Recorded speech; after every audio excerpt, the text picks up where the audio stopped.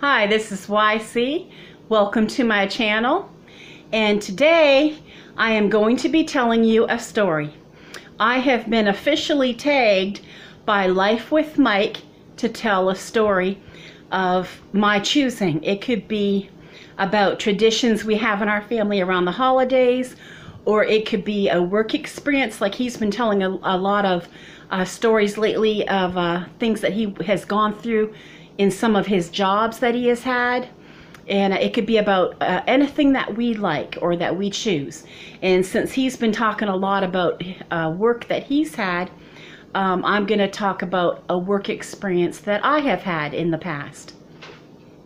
Okay, so I used to work for this corporation that was a vendor of a major automotive corporation.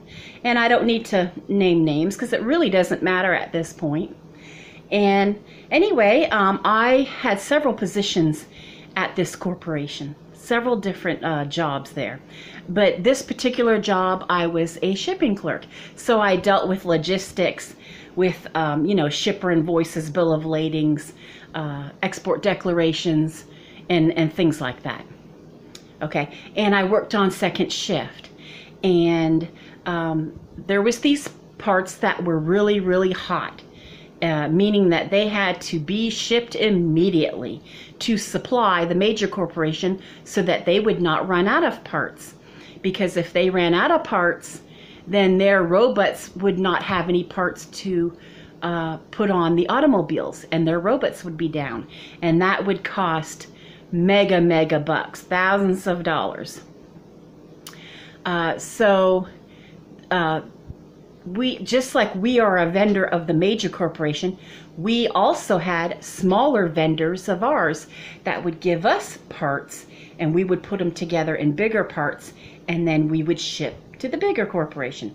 So we had smaller vendors also. Okay, so apparently, when stuff comes in receiving, it's tested. Well, one of the parts that had come in from one of our smaller vendors was compromised. It did not withstand the function that it was supposed to carry out for it to make a good quality part. And so the parts had to go through the lab to all be approved for them to be built into our parts so we could send them to the major corporation.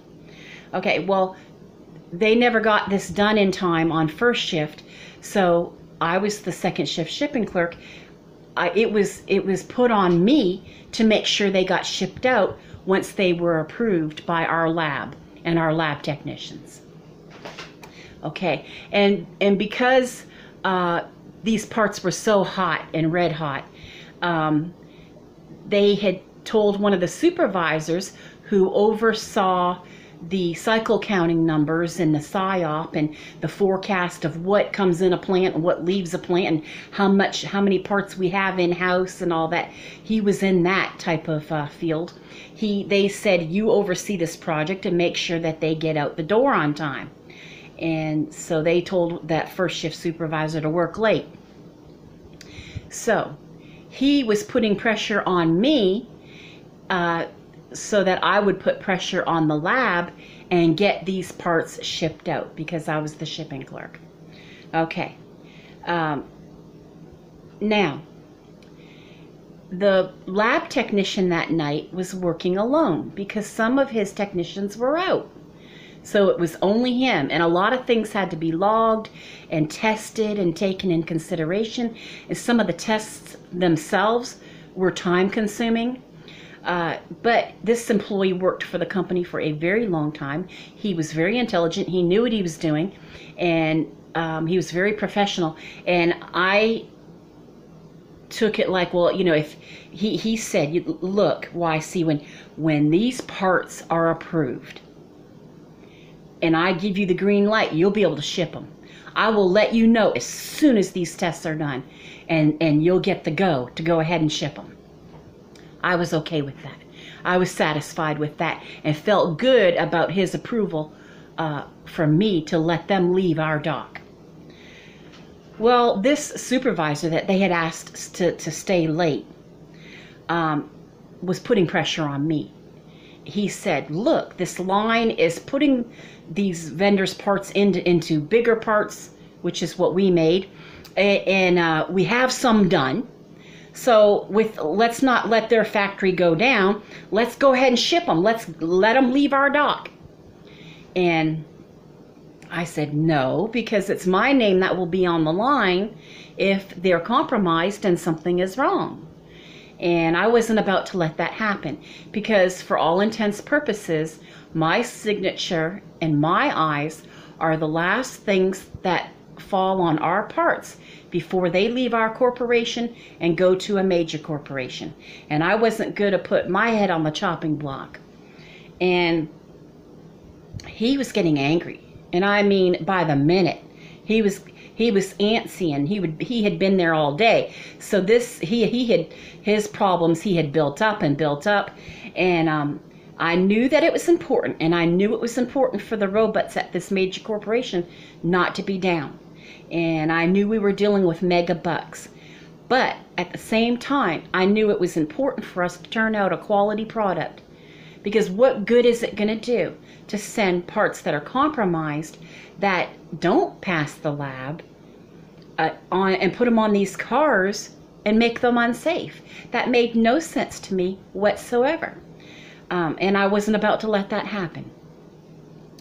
So he finally came into my office, and he said, look, if you don't ship these parts that we already have put together, and you don't get them on an airplane, I'm going to get the plant manager down here, and he'll put his signature on the line.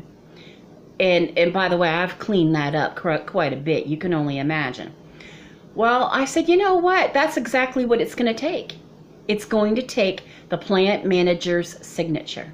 You want to get him down here? You go ahead, because that's exactly whose signature it's going to take for me to let these leave our dock.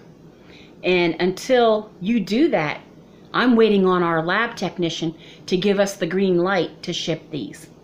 And so if you need to get the plant manager down here, you go right ahead and do that, because that's exactly who it's going to take. The only person that I'll accept telling me that it could leave this dock.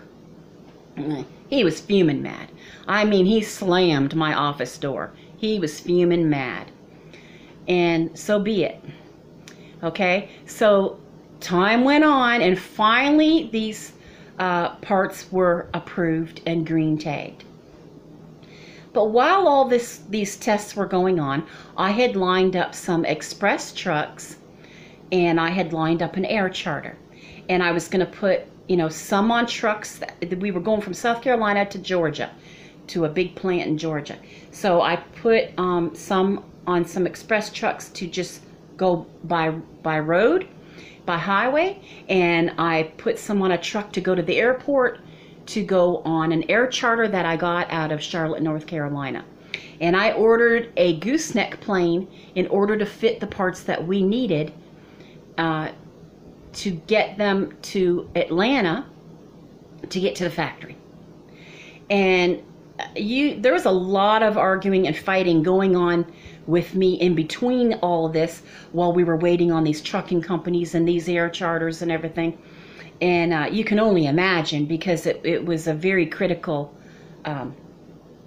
task to hurry up and get these out, because it was just a matter of not even hours that this factory was going to be out of parts to put on automobiles, and that would not have been pretty. Okay, so I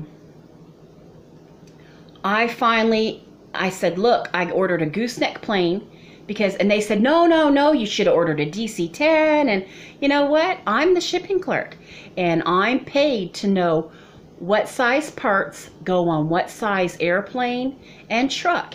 And I'm paid to know how much each truck can carry, how much weight goes on the axles. And I can tell you what goes on a 48-foot truck, a 53-foot truck, a 22-foot straight truck, whether the axles have to be moved. I can tell you how much each truck, how much weight they can carry, and I can tell you when the planes are taking off and when they're landing. I am paid to know that. And I knew Yes, my product will fit on a DC-10, but not with being banded to a skid. And I knew that the product having to be attached to a skid was much higher. So I needed the plane that I ordered. Do you think I could make them understand that? But I continued to do my job. And I was paid to know those things. Okay, so they finally got to the airport. And the trucks they finally started pulling away from our dock. They started leaving with parts on them because we got the green light from our lab technician that these parts were functional and they were approved to go on vehicles. Okay. But each time, every 15 minutes that one of these express trucks was backed up to my dock, cost us $45. So our company was spending a lot of money to make all this happen. And I didn't want to put them all on an air charter because that would have been bukus of dollars. That would have been a lot of money. So I put enough on there to keep that major corporation going and then follow in with several express trucks behind that to keep them going while our lines continue to produce for 24 hours. So anyway, of course, by the time I was done my job, I made it back to my home after second shift, way before the parts were going to reach its destination, of course. Well, by then, the major corporation was getting antsy. They're like, oh my gosh, are they going to let us run out? So they called our security office, and our security guard went into my office, into my Rolodex, and got my phone number and called me. Or they didn't call me, but they gave it to the major corporation, excuse me. And they called my home about 2 in the morning, sometime between 1:30 and 2 o'clock in the morning. Wow. Because they were the big wigs of the automobile business, and like I said, I'm not going to name names, they thought they could just cuss me out. And I said, you know what? I said, you're going to call here in the middle of the night and cuss me out? And I said, I don't get paid enough for you to do that, to wake up my husband and wake up my newborn baby. And I'm at the bottom of the totem pole. I don't get paid enough for you to call my home in the middle of the night and talk to me the way that you're talking to me. I don't care who you are. Okay? I don't care what major corporation you work for. There is a way to do business, and it was not that.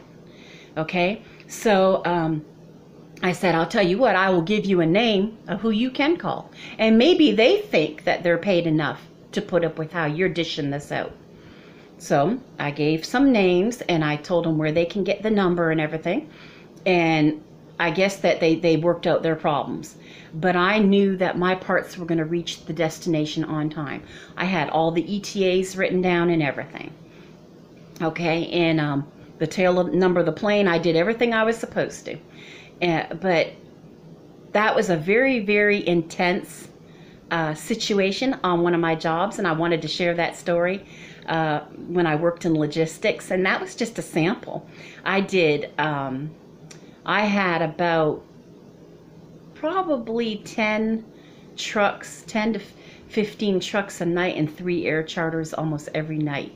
So you can imagine the different trucking companies I was working with, and stuff was constantly leaving my dock that I had to worry about and care about and make sure that they were all quality approved before they left. So I dealt with a lot of part numbers, a lot of approval numbers, and a lot of weights, a lot of money, and you name it, export declaration papers. You wouldn't believe the things that I had to worry about.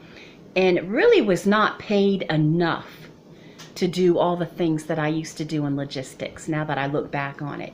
You know, it was a very tense job. I mean, you really had to know your stuff on that job.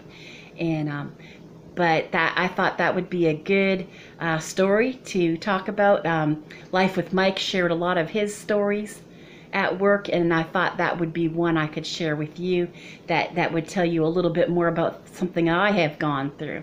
And I don't know who I could tag now, because I watch several different channels all over. I watch a channel from a man in Canada and a woman in China and a woman in Mexico, and their channels are so big, I don't know if they would even have time or know that I tagged them.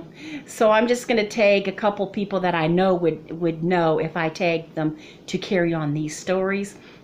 And one of them is Crystal Pink Fairy in Ohio. She may want to share something, a story, maybe about an experience that she's had, or maybe traditions that her family has around the holidays, or whatever kind of story she would like to share. It would be fun for us. And also I would invite Logan Cairns if he wants to talk about anything, just like Life with Mike. His father said it could be about a football game, it could be about a movie, it could be about the foods that he likes to have around the holidays. Whatever experience he would like to share, it would be fun. So I thank you, Life with Mike, for tagging me, and this was fun to go tell an experience that I had on one of my jobs. So I hope everybody has a great day.